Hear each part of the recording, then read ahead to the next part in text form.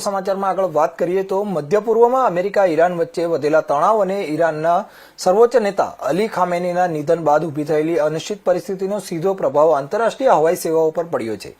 Europe અને મધ્ય પૂર્વ વચ્ચેની અનેક ફ્લાઇટો રદ અથવા ડાયવર્ટ કરાઈ હોવાનું જાણવા મળ્યું છે। આ પરિસ્થિતિ વચ્ચે ઇસ્તંબુલ એરપોર્ટ પર વડોદરા જિલ્લાના કમલેશભાઈ પટેલ સહિત અનેક ભારતીય મુસાફરો ફસાઈ ગયા છે।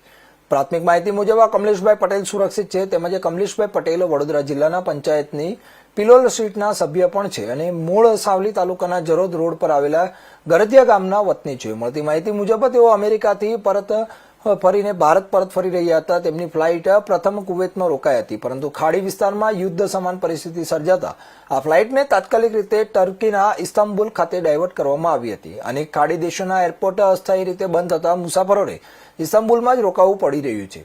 કુવૈત એરવેઝ દ્વારા મુસાફરો માટે હોટેલમાં રહેવાની વ્યવસ્થા કરવામાં આવી હોવાનું પણ જાણવા મળ્યું છે। ત્યારે આ ફ્લાઇટ સેવા પુનઃ શરૂ થાય ત્યાં સુધી વડોદરાના કમલેશભાઈ પટેલ સહિતના મુસાફરોને ઇસ્તંબુલમાં જ રોકાવું પડશે।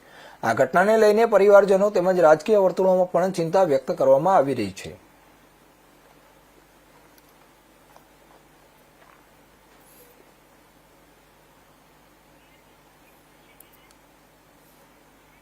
વિવાદાસ્પદ કીર્તિ પટેલ અને ઇન્દ્ર ભારતી વચ્ચે થયું